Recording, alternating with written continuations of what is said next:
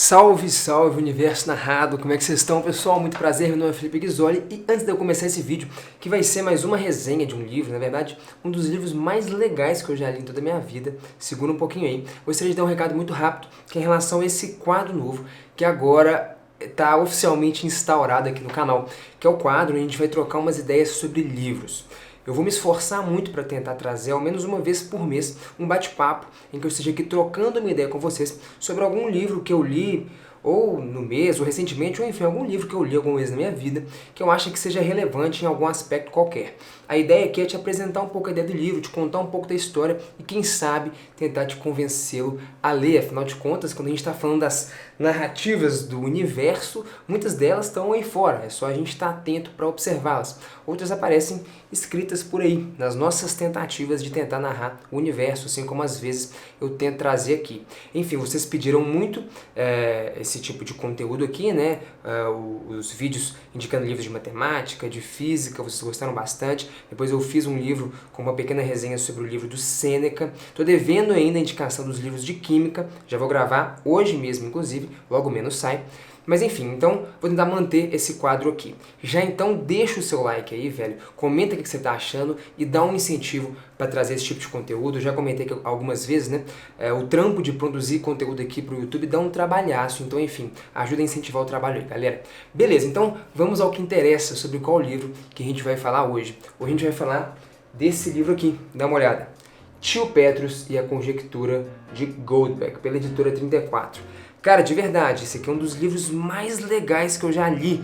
Não à toa, não é um livro muito grande, claro, mas também não é um livro muito pequeno. Ele tem o quê? 160 páginas. Cara, eu li esse livro em 2 dias, velho. Eu comecei a ler e falei, caramba, o que é isso? Tá lá, caramba, cara. Tá ligado? Aquele livro, aquela série, aquela parada que te prende, que é genial. Isso aqui é realmente genial. É irresistível mesmo. Qual que é a história? Então vamos lá. Isso aqui é uma grande mistura, isso aqui tem muito a ver sim com o que a gente faz aqui no canal, porque é uma mistura muito grande de arte, de literatura com matemática.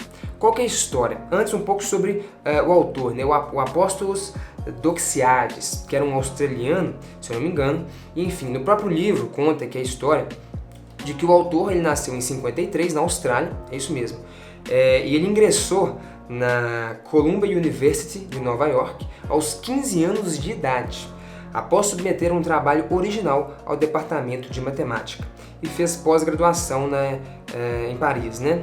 Enfim, então você está vendo que o cara já é um cara meio genial, meio maluco aí. Ele entrou na Universidade de Nova York aos 15 anos de idade para estudar matemática, e na verdade, além de escritor, o cara é cineasta, recebeu um prêmio de cinema e arte, enfim, é um cara que está totalmente imerso na ideia do universo narrado, um cara meio genial na matemática, mas que foi mexer com cinema e ganhou o prêmio de cinema e arte, enfim, isso já te dá uma sugestão de que isso aqui é uma literatura riquíssima, né, meu camarada? Enfim, vamos lá. Qual que é a ideia desse livro aqui, pessoal? Esse livro, basicamente, é um romance, é uma ficção, beleza? Tio Petrus não existiu nem nada, mas baseada, na verdade, numa ideia matemática e num contexto matemático real, que é o da conjectura de Gödel. Basicamente, o que fala, pessoal, a conjectura de Gödel? Ela é uma conjectura que está aí há mais de 250 anos na história da humanidade, na história da matemática, e ninguém resolveu ela, ninguém conseguiu demonstrá-la. O que fala a conjectura de Gödel é o seguinte: todo número par maior do que 2 é igual à soma de 2 primos. Beleza? Então, por exemplo, 8. Número 8 é par, maior do que 2. É igual à soma de 2 primos. Então, 5 e 3. 5 e 3 são primos, 5 mais 3 dá 8. Qualquer número que você escolher, aparentemente vai funcionar. 12. 12 é par, maior que 2. É a soma de 2 primos. Deixa eu ver, 7 e 5. 7 mais 5, 12. 7 e 5 são primos. Sacou a ideia? Você pode pegar, cara, qualquer número par, você vai conseguir achar 2 primos que somados dão ele. Ou, em tese, pelo menos, é uma conjectura. Ninguém demonstrou, já testaram para sei lá quantos milhões e bilhões de números. Aparentemente parece funcionar, mas ninguém conseguiu fazer uma demonstração de que, de fato, isso vale. Então a história se passa, é escrita pelo sobrinho do Petrus, né? Então o Petrus é o tio dele, e o sobrinho dele foi um grande matemático que tentou demonstrar a vida inteira a conjectura de Gödel, e o romance se passa por isso aí. Inclusive alguns personagens reais da história da matemática, que estudavam teoria dos números, que estudavam aritmética e inclusive discutiam sobre a conjectura de Gödel, aparecem aqui no romance. Isso é muito interessante. Mas enfim, é muito legal porque o livro, além de ter essa parte da matemática, é uma literatura riquíssima, cara. Inclusive sobre a própria matemática, sobre o que é a matemática e sobre, na verdade, como que a gente encara as coisas, a profissão de um matemático, a profissão de um cientista, enfim. É muito legal. Só para você sentir o drama, selecionei algumas passagens curtas, sem dar nenhum spoiler do livro, para te apresentar.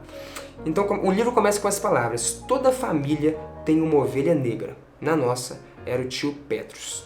Enfim, ele era a ovelha negra da família por ser matemático, né? Os seus irmãos, né, eram homens de negócios e tal, e nunca viram com bons olhos a ideia do tio dele ser um matemático, e era um matemático aos olhos de muitos, e até do próprio tio Petrus, fracassado. Por mais que ele fosse genial, e a gente vai vendo que ao longo do livro ele era um matemático genial, ganhou prêmio por fazer isso e aquilo outro, mas ele se considerou um fracassado justamente por ter a vida inteira tentado demonstrar a conjectura de Gödel e não ter tido êxito, ou tido, enfim. Lê o livro aí que você vai descobrir as nuances da história. Mas é muito legal porque, como eu disse, o autor é muito genial e ele escreve coisas muito interessantes e aparecem nos diálogos do sobrinho com o tio Petrus, né, algumas coisas importantes sobre a matemática. Por exemplo, dá uma olhada aqui o que o tio Petrus fala sobre o que é a matemática.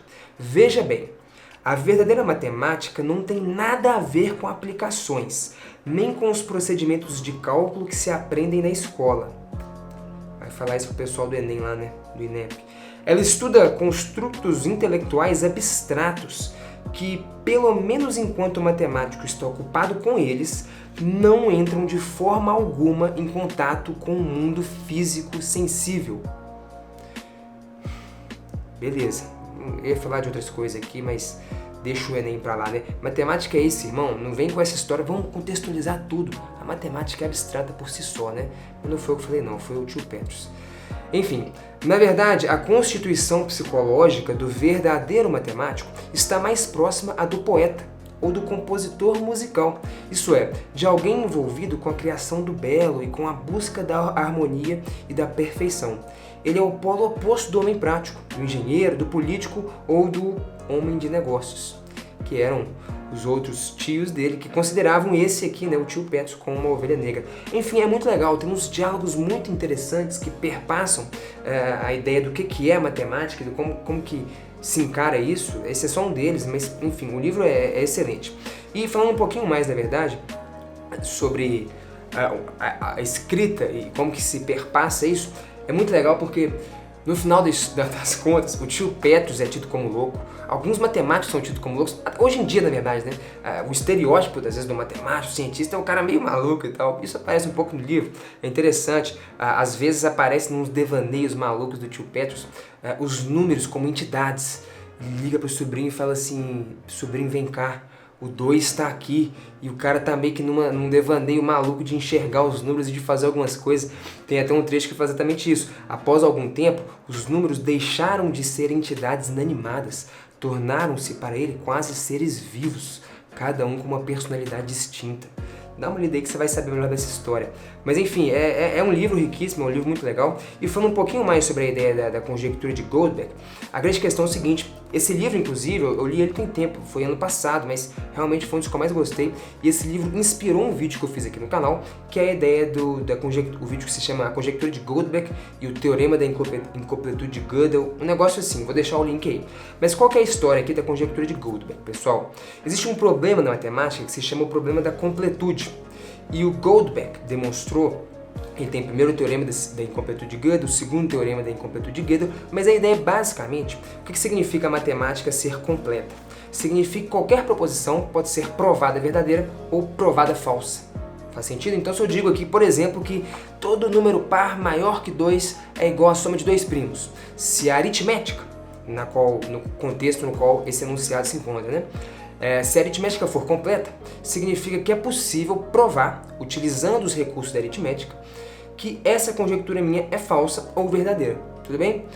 O que o Gödel provou, na verdade, foi que a aritmética não é completa. Isso significa que existem alguns enunciados que não podem ser demonstrados, provados falsos nem verdadeiros. Pode ser que a conjectura de Gödel seja uma delas, não se sabe. Mas isso inclusive aparece no livro. O tio se frustra às vezes por achar que não tem como demonstrar a conjectura de Goldbach, uma vez que aparece aí o contexto dos teoremas de Gödel, que era um matemático da lógica.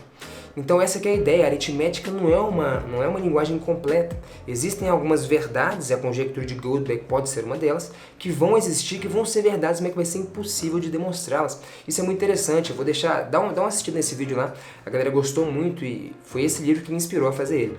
Enfim, essa é um pouco da parte técnica da matemática aqui, mas que é muito fluida. Você fala, pô, eu nem sei matemática, cara, enfia a cara aqui que vai ser muito legal, não tem nada de muito técnico aqui não.